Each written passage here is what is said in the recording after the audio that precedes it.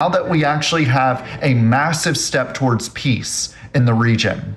And it's because peace was never their number one priority here. If it were, they would be celebrating in the streets regardless of who brokered this peace deal. Yep.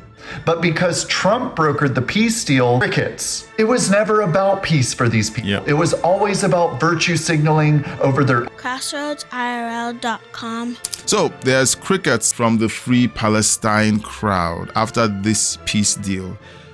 If peace in Palestine were actually the number one priority of these people who have been causing a nuisance for the last 3 years, 2 years actually, they would be celebrating in the streets right now. But it was never about peace. It was about power. It was about control. It was about being given the permission to break the law and to oppress and intimidate people who they didn't like. Explain to me why we've seen virtue signalers talk constantly about Palestine for 2 years, but now that Trump has brokered a peace deal between Israel and Hamas in what is the biggest step towards peace in this whole conflict, they have nothing to say.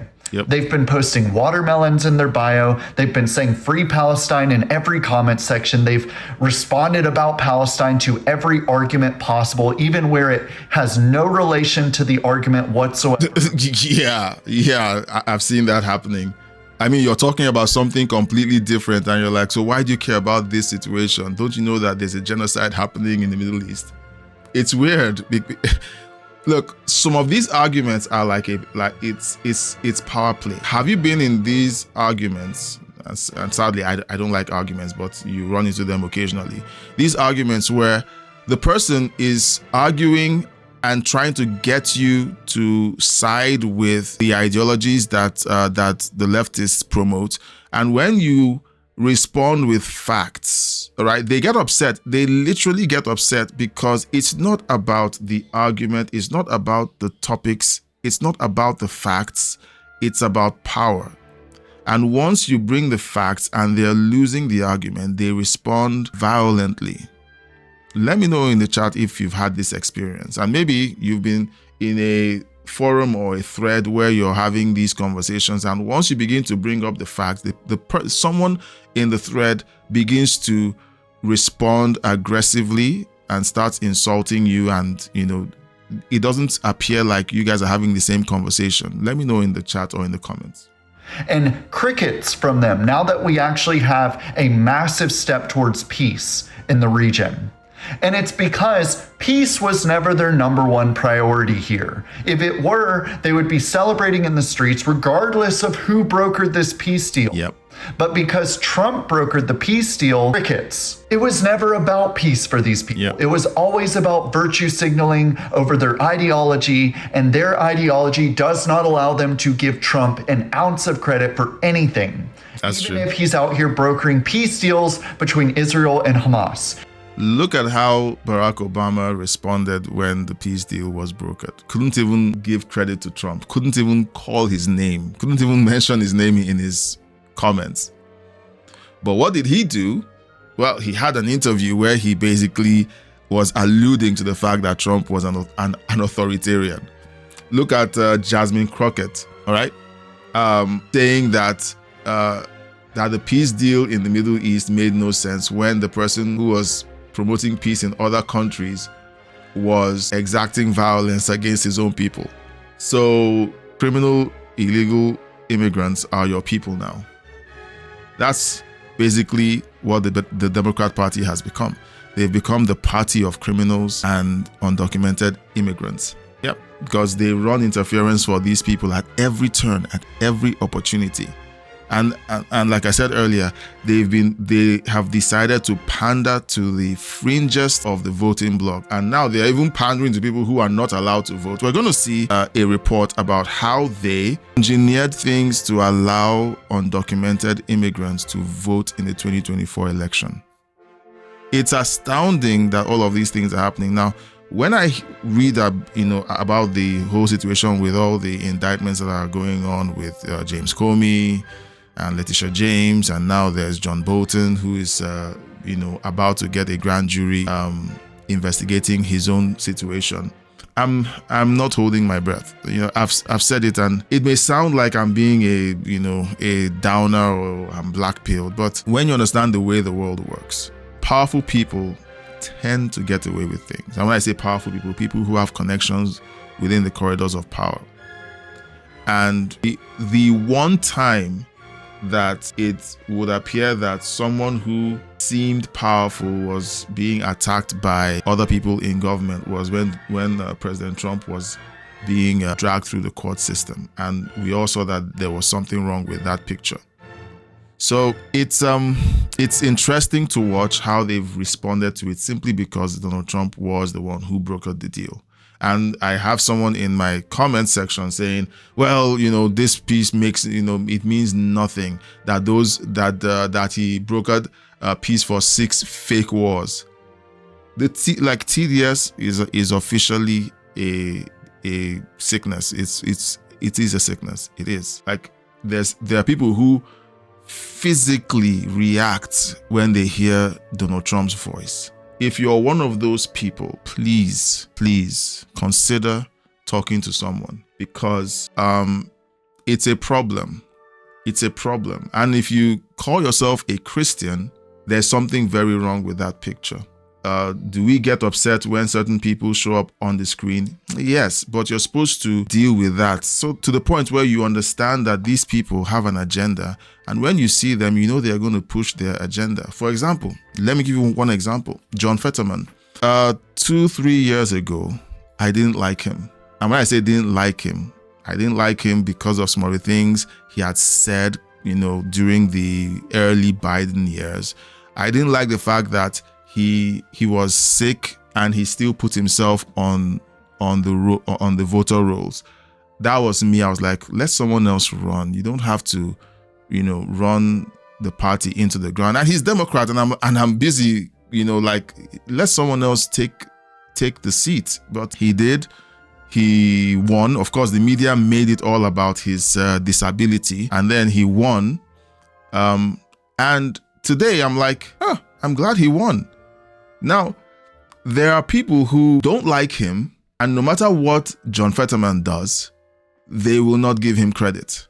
That is a sickness. Okay? That's a sickness. And to be honest, I don't think we should go around not liking people. I don't. It's not a good thing. It's not good for your heart. It's not good for your soul. It's not. We are currently looking at the potential of the United States entering into a kind of civil war, and people are talking about it, and they're like making memes about it, but it's serious. When people can openly attack federal law enforcement, being egged on by Democrat leadership, and when those people are arrested in those blue cities, they are promptly released to go back to continue committing those crimes. All right. So don't tell me that you're not inching towards something catastrophic when those things are happening. The United States of America is supposed to be the epitome of law and order, but we're seeing cities and states that are ripping the laws on the books to shreds simply because they want to spite Donald Trump. There's a problem with that picture. I'm sorry, I went on a long rant there. Even if he's negotiating the release of the hostages that Israel has used to justify their attacks on Gaza for 2 years now. Yeah, so that's the policy of the Free Palestine crowd. So Jennifer, one of our mods, recommended that we talk about this. Right, so there are a few posts here that I want to read out. This is a beautiful cognitive dissonance in play where Free Palestine marchers both reject the peace plan and claim that their protests have delivered it. We're dealing with unhinged people. We are. To be honest, we are. There's no way people can walk around and say this and believe it. But you know what? There are people who walk around believing this, right? 2,200 miles away in London, hundreds of thousands took to the streets to express their anger and dismay at the terms of the peace. They don't care about the peace. They don't. They don't care that people are dying and that the dying has to stop. What do they care about? They want Israel to look bad. They want an excuse to protest. That's what they want. That's all it's about. Okay? The Trump brokered deal cannot stand, they cried, because it leaves Israel intact. Do you understand where people want to destroy a whole country? Now, there's something in the Bible that just came to mind. You know, Jesus said, whoever is faithful with little. Sorry, I didn't zoom in. Whoever is faithful with little is faithful with much. And that's a very strong statement by Jesus. Jesus is telling you, the person who acts faithfully in a small thing is faithful whenever you give him a big thing. If someone acts this way concerning a small country like Israel, people say, why is America so big on Israel, a country that isn't as big as New Jersey, and so on, and they keep going and going and going. That's fine. Everyone, to each their own.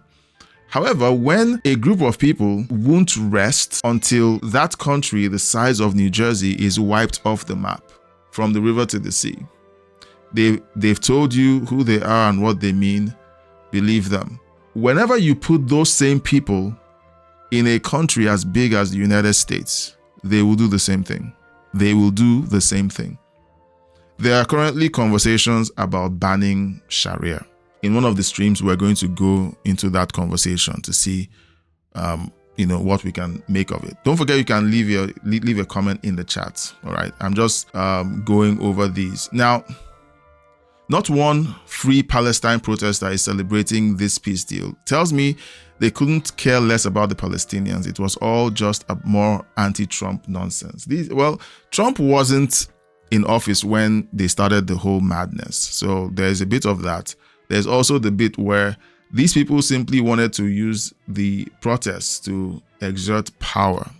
It was all about power. That was why in the colleges, you saw those protests and you saw how they were inflicting their power, their newfound power, on Jewish students at those schools. They attacked anyone that didn't side with them. We all saw this go on for 2 years. So it's not about peace for them.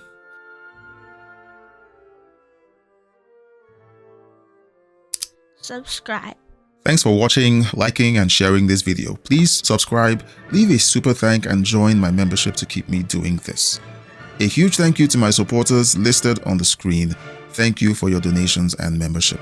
Thanks for watching.